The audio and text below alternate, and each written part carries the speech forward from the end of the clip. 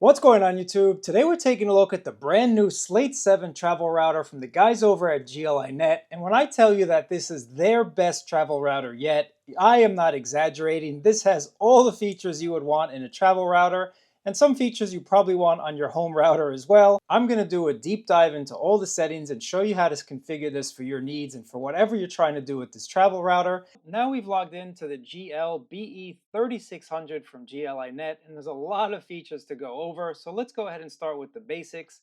At the top here, you'll see how you're connected to the internet and how many WAN or LAN clients you have connected. The left side shows you how you're connected to the internet, and it's a great way to kind of easily see how you're getting internet access. So you can see I'm using it in repeater mode, which means that I am connected to an already existing wireless network. And I also do have the Ethernet cable connected on the back here. Now the great thing about this little travel router is it does support multi-WAN connections. So if you wanted to connect a wireless connection as well as that Ethernet connection and either create a load balancing network or a failover network, you're able to do so. Now, if you don't know what that means, I will go over those settings once we get to it, but just know that you can connect two sources of internet and kind of create a more robust connection. And that's a great feature for a travel router, something you really don't see on other routers in the market.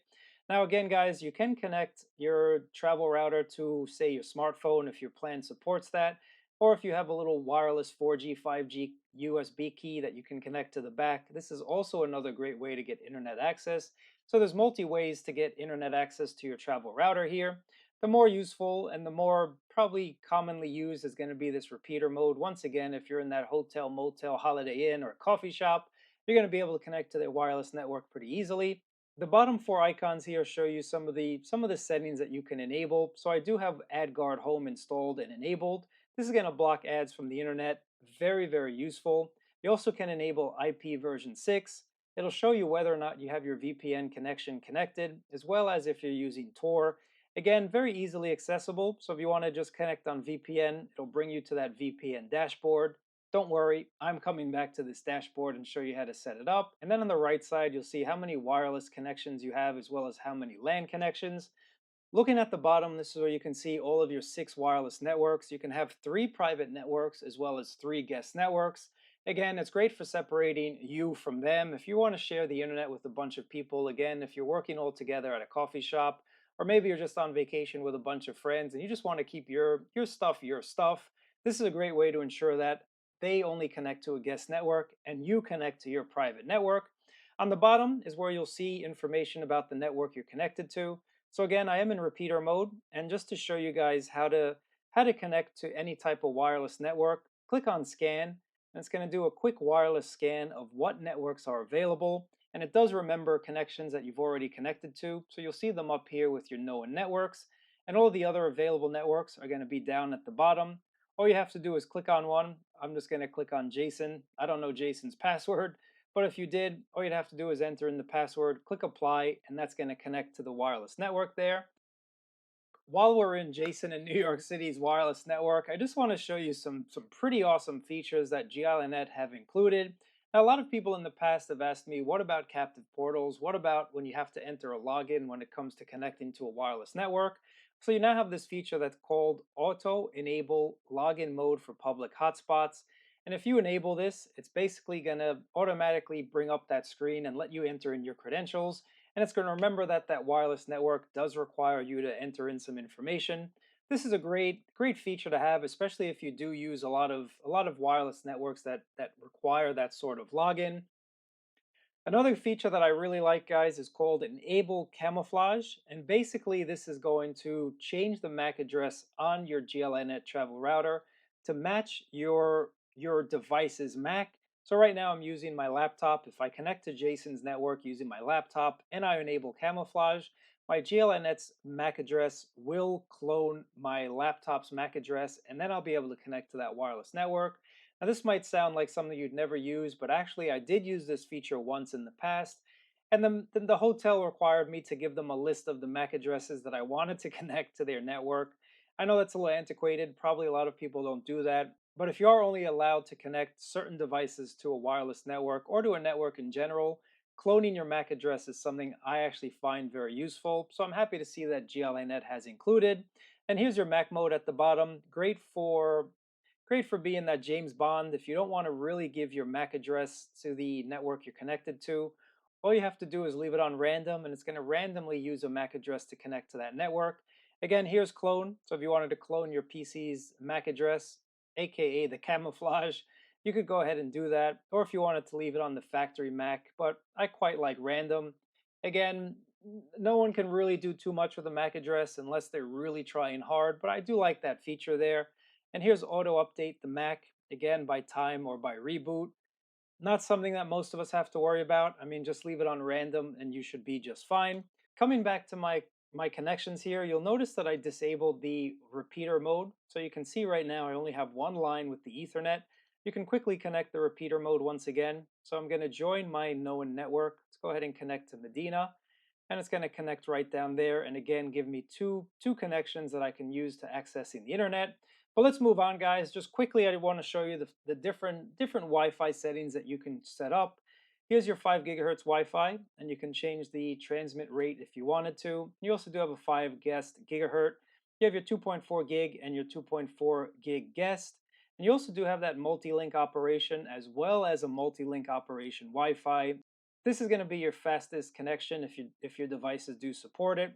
So again, you do have 6 wireless networks that you can create, 2 for your Milo network, 2 for the 2.4, and 2 for the 5 gigahertz. Clicking on the Clients tab, this is where you're going to see all of the devices connected, and you do have some options when it comes to the connected devices. You'll see in real time the speed of the upload and download, how much traffic they've actually been using. You can actually block a client. So if you wanted to block a certain client from getting access to the internet, you could go ahead and block them. Perfect if you want your kids to go to sleep. Just go ahead and block them from the internet. They're definitely going to go to sleep bored once you do that. You can also set up speed limits, which I actually really like. So again, depending on how many devices you have connected, who you're sharing your connection with, you might want to give your devices priority over some other devices. This is like your quality of service. So you can set an upload and download speed limit for the devices connected. Coming into cloud services, you do have 2 options when it comes to cloud services, and you also do have Tailscale, which I actually like Tailscale as well. But the gl.inet Good Cloud is a nice way to kind of check on the status of your router. Again, if you do have this connected in a remote location and you're somewhere else, it's a great way to kind of come back and see what's happening. Astro Warp is here as well. I haven't personally used this just yet. If you guys have, let us know what your experience has been with that down in the comments below there. But now it's time to get to the real deal. This is the meat of the potatoes. Meat of the potatoes. This is the real deal, guys. This is your VPN dashboard, and these travel routers are all about that VPN access. Get around those geo restrictions, allow you to work from anywhere in the world, and you can also set up your own server, like I mentioned earlier on. So I will show you how to set that up. But I recommend NordVPN, guys. It's just a great service. It's a fast service with servers all over the world. So no matter where you want to connect to, NordVPN is going to allow you to connect to that country. I got a coupon code down below to save you a boatload of cash and give you some extra perks that you wouldn't get if you just signed up by yourself. Check my link down below for NordVPN. They also have NordPass, which saves all of your login information. NordLocker saves all of your files. Enough about Nord. They didn't sponsor this video. I just want to share with you the company that I use and the company that I actually trust. So check NordVPN, and I got some other VPNs down there that I can save you some coin if you use my links. Check my links down below. Do your research. Do what's best for you. But I like Nord, and that's what I use most on a daily basis. But let's go back to the VPN section. Now here's your OpenVPN client.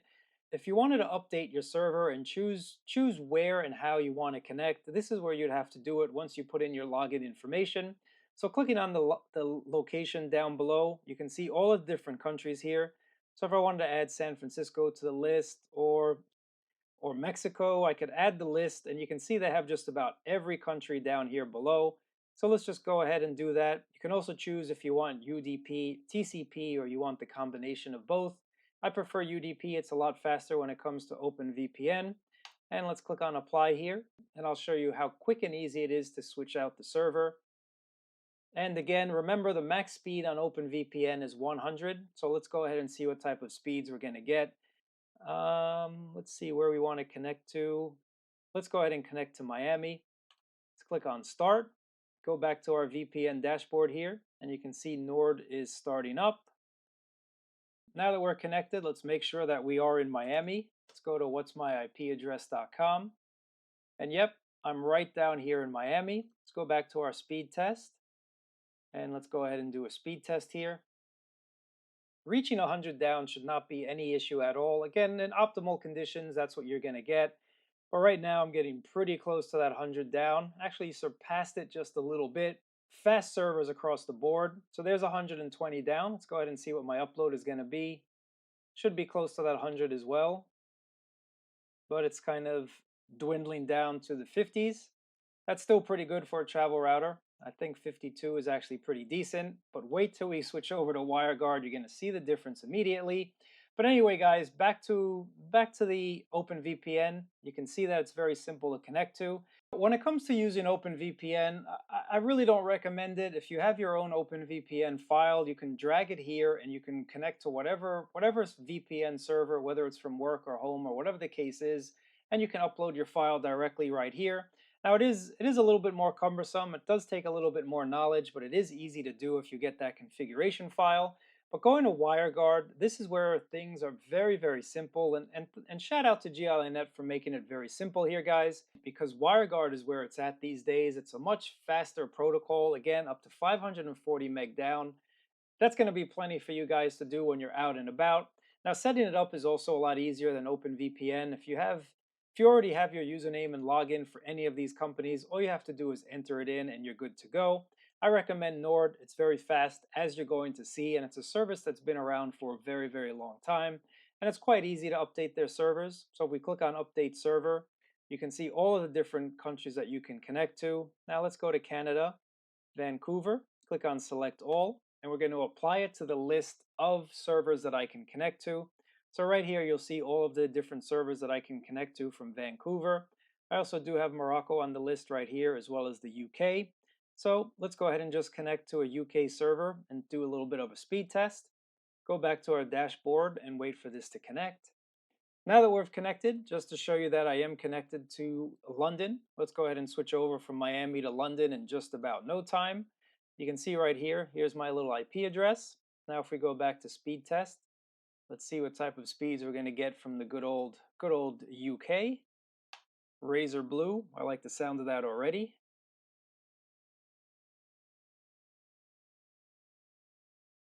So right off the bat, you can see our speeds are a lot faster than OpenVPN. And I'm pushing 450. Actually, yep, there's that 450 mark. So again, I'm only about 60 meg off of the theoretical maximum. And let's see my upload. Upload is much, much more improved over OpenVPN. So you can see here I'm at that 140 mark. Just dipped a tiny, tiny bit. It's dipping just a little bit. When you dip, I dip, we dip. But here we go. We're going to do one more speed test when we change servers. So 465 and 81. Let's go ahead and switch on the server. Again, very easy to do, guys. Maybe let's maybe head back to Morocco and see what type of speeds we're going to get from Rabat there, the capital of Morocco. And let's go ahead and do a what's my IP address really quickly as well. Let's go back to speed test and see what type of speeds we're going to get. NordVPN. Now, as we're doing a speed test, you can see that my IP address is being recognized as a VPN company. If you set up your own VPN server on the gl.inet router here, your company or whomever is not going to be able to know that you're using a VPN service, because once again, you are connected to your home network, which in fact is a legit home IP address. Now, NordVPN and other companies do upsell you on some private IPs if you wanted to do that. That's another route that you guys could go to. But coming back to the speed test, you can see that I'm still getting very respectable speeds here. 365 and 130 down. Reverse that, 365 down and 130 up. Last test when it comes to WireGuard, I know you guys are quite interested, but let's go to Vancouver. That's a little bit closer than the UK and then Morocco is to me. So let's see if we get a much faster speed test from there. So you can see now I'm in Vancouver. We go back to speedtest.net. Let's see if it does recognize that I am on NordVPN. Nope, it says Packet Hub. So some IP addresses from different servers might not register as a VPN company. It's kind of like a cat and mouse game when it comes to this type of thing. But let's go ahead and see my speeds, guys. So very respectable speeds. We're probably going to push up to that 450 mark. And again, you can see that NordVPN is a very fast, very fast service. Let's go ahead and just let this thing run out really quickly here. See my upload. Yep, 130 might push up just a little bit. Let's continue on with the video and show you how you can set up your own VPN service. So it's very simple. GL.inet's made it very simple. Either OpenVPN or WireGuard. Let's click on OpenVPN, generate configuration. It's that simple to mask your location back to your home base. And what you'd want to do after this is choose how the authentication mode is going to go. Certificate only, you can do username and password, and then you'd have to enter in some users that you wanted to give access to your VPN server. Export the client configuration. Once you do that, import that into the OpenVPN application on whatever device you're using, and you can connect back to the gl.inet router here.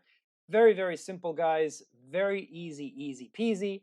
And the same goes for WireGuard server. Let's click on generate, and it's already up and running.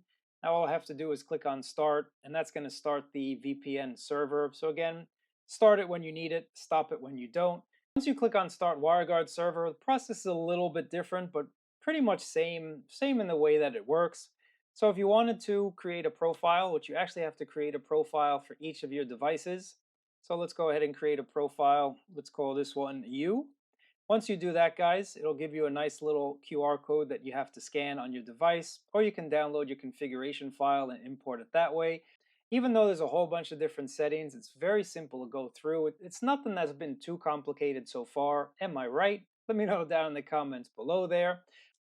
Coming back to my VPN dashboard, you can see I have my VPN client connected as well as my two servers connected down here. So you can have your OpenVPN, your WireGuard, and your clients all connected, and you'll be able to see what's going on with all of those different connections there. One feature I want to tell you guys about, and again, this is going to help you if you are working remotely when you're not supposed to be as remote as you are at the moment. If you have a VPN server connected and a VPN client connected, let's say that, for example, you're not connected to Nord or any other commercial VPN. Maybe you have a work VPN that you have to connect to. Once you connect to your work VPN via the VPN client and you connect your VPN server, if you go under global options, you can see VPN cascading. And basically this means when you connect back to your home network from your remote area, it's going to also use your VPN connection that you're connected to. So when this is enabled, you are connecting to the VPN client that you've set up. When this is not enabled, when you connect back to your gl.inet router, you're going to use your home IP address. So again, think of it as like a little hopscotch. So you're connecting from a remote location to your home, but then you're connecting back to a VPN client. Very useful again if you're trying to get around the system. Don't tell anyone I told you, but this is a great option for you guys. Under modified proxy mode, you have a couple settings. So it's a global proxy, which means if your VPN is connected, all traffic is going to go through the VPN based on target domain or IP. If you want just, for example, google.com to go through a VPN, or maybe, I don't know, any other website you have, you could do that right here. And again, you do have that drop down that says use VPN or do not use VPN. And let's cancel out of that based on the client device. So depending on which clients you have connected, maybe you want your laptop to only use the VPN while your tablet not to use the VPN. That's the setting that you would have to use. And then based on the virtual LAN as well. So maybe you just want the guest network to go through the VPN and your private networks not to, or vice versa. This is where you'd have to set that up. For most people though, global proxy, or I would say based on the client device, is probably the settings that are most used. But that's under the global options. And if we click on global options, you can block non-VPN traffic, allow access to your WAN or services from gl.inet to use the VPN. Again, depending on what your needs are, you can enable or disable any one of those toggles there. Clicking on Tor, you do have Tor if you guys want to use Tor. Under applications, you have a whole bunch of different plugins that you can install if you guys want to do this. It is an OpenWRT OS, so there's a lot of different ways that you can kind of go in and add more plugins and customize this for whatever you guys need. Quite honestly, after all the years of using a travel router from gl.inet, I think I've only installed one or two plugins. For most people, this is not something that you really need to do, but again, everyone has different use cases. Everybody wants to tinker in different ways, but there are plugins. You also do have dynamic DNS, so you can enable a dynamic DNS server if you wanted to. There's also network storage. So again, you have that USB 3 port on the back. If you wanted to connect a drive to it and share files, you could do that right there. AdGuard Home is something I actually really like, and I'm happy that it's been installed on GL.inet routers for quite some time. It's just going to block ads around the web. It's just going to speed up your internet surfing because you are blocking a whole bunch of those ads there. Once again, you can see that out of 4,700 queries, it blocked 1,000 as being ads, and that's a savings of 23%. Over time, this is going to add up to minutes and minutes and hours, and it just makes it a lot more pleasing to surf the web when you're not having to worry about ads and whatnot. You can see your top query domains, your top blocked domains, if you blocked any malware or phishing. And you can also block adult websites. Perfect if you have little ones out there or you just don't trust yourself. But going into the settings page, you have a full-fledged AdGuard home instance. This is not a watered-down version. I enabled a whole bunch of different filters. Now let's just go choose from the list. There's a whole bunch of lists here that pretty much get you guys going. Or if you have your own, you can just add your own custom list. Again, separate video for another day. There's plenty of videos on AdGuard Home. But to get you up and running, it's just a couple clicks and you'll be blocking ads in no time. There is parental controls as well. Zero tier is another way to kind of access your devices and whatnot from around the world. I have not personally used zero tier. If you guys have, let me know down in the comments below. I'm more of a Tailscale type of guy. I have this set up on a bunch of different devices, so I am happy to see Tailscale here. Again, it's going to allow you to access your LAN remotely. So being in exit mode, you can see you can use your gl.inet router as an exit mode, which basically means that if you're, let's go back to Morocco. Maybe I'm traveling in Morocco and I want to connect back to my GL.inet router that's back here in the US. Once I connect to it via my VPN server, I will have access to all of my devices at my home network. So I have access to my printers, I have access to my NAS drives, I have access to everything that's network connected at home. So it's just a great way to kind of connect back to your home base and access any device that you might want to access. Works very nicely again on the GL.inet router once you've bound it. Under the Networks tab, you have a whole bunch of different options that you can choose, including a drop-in gateway, which is going to add functionality to your already existing router, because you're probably thinking by now, hey Jabber, this router has more features than my current home router. Well, if you wanted to use the features from the travel router, the Slate 7 in your home network, a drop-in gateway is going to be what you want to use. But let's go just quickly through port forwarding. So here is port forwarding. If you wanted to do that, you have port forwarding rules that you can set up. You can also enable the DMZ. So if you wanted to give one device pure, unfiltered, unrated access to the internet, this is where you'd have to do it, and it does have quality of service, either highest or lowest. Moving on, multi-WAN is actually really cool, guys. If you have different instances, like you're connected to a wireless network and a wired network, and you just want to combine forces or just create a more robust or more stable network, this is the options that you want to set up. On the bottom, you'll see that you do have a load balancing feature or a failover feature. And this is going to show you all the different ports that you have on the router here. So right now, maybe I want to put repeater up at the front and Ethernet at the bottom. As you can see, you can switch the priority level just by moving them up and down. Now with multi-WAN, again, you do have the failover option. And with failover, it does what it sounds like. If one goes down, it'll automatically switch to the other one. So you'll never be without internet service. But load balance is a great feature because it's really going to use both of those connections. Let's say you have a very fast wireless connection and a very fast Ethernet connection. This is going to kind of share the load and make sure that every device gets the fastest possible connection that it can get from either of those instances. And the drop down menu, this is something that might be a little bit confusing. You have 0 all the way up to 10. Now this is going to be where you input the bandwidth of each of those radios, each of those ways that you're connected to the internet. So if your Ethernet has a max of 500 down, click on the 5, or if you wanted to make it a little bit lower, click on the 3. So that's going to let the router know that, hey, up to 300 meg down is what I'm going to give this one interface. And then for repeater mode, maybe you only have 100 down. or maybe it's even really fast and you have a gig connection. This is where you'd want to set that up. But you can see right there, I have 3 and 2. So once the load gets really high on one of those ways that you're connected to the internet, it's going to go ahead and switch over to the other, just kind of separating it, giving you a much faster connection, a much more reliable connection, if you will. Under LAN, you have a couple options here that are basic to just about any router, such as your router's IP address. Here's your net mask. You have your DHCP server down at the bottom, and you also do have API isolation, which is going to, when enabled, is going to make sure that one device cannot communicate with the other device. It kind of keeps all of your devices blocked and with blinders on, so you never know who else is connected. Perfect if you have a laptop connected, just for example, and you don't want someone else to try and guess your password and get access to your network connected devices. Just a nice option if you are sharing this with a bunch of people. And of course, address reservation. If you want to always get the same IP address, this is where you'd have to set that up. Under guest network, you have the same settings, including that AP isolation. So again, it's great to see all of these advanced features on such a tiny little router there. Here's your DNS settings, so you can change your DNS settings if you wanted to. So I do have AdGuard Home enabled, so that's going to use the DNS servers that I've set up in AdGuard. If you don't have AdGuard, you can turn that off.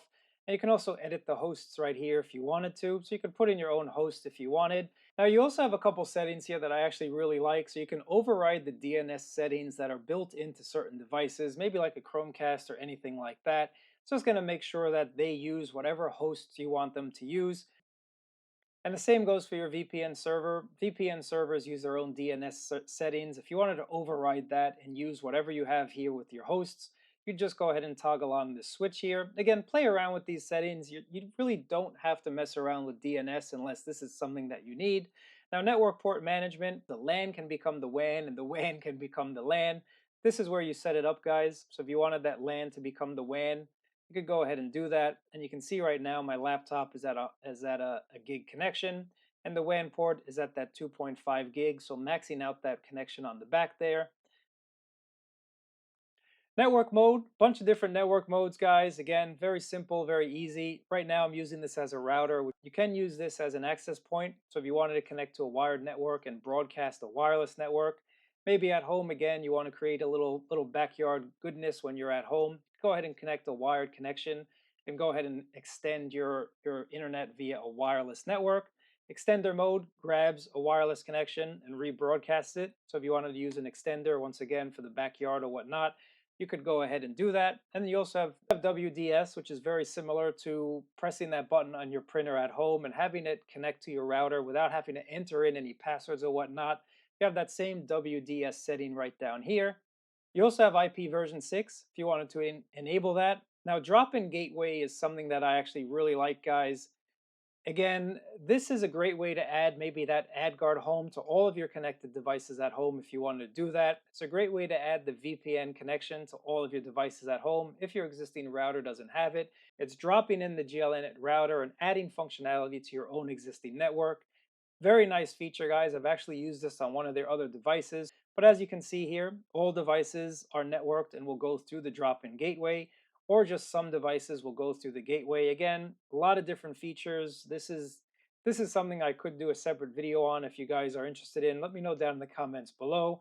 But again, it's just going to add functionality to your already existing network, giving you that AdGuard home instance, giving you the VPN server, or giving you that VPN client. It's just kind of adding to your existing network. If you don't want to change all of your equipment, just go ahead and pick up one of these devices and add it in drop-in gateway mode. Network acceleration does what it sounds like. If you have 50, 60, 70, 80, 100 devices connected, you might notice that the travel router gets a little bit sluggish.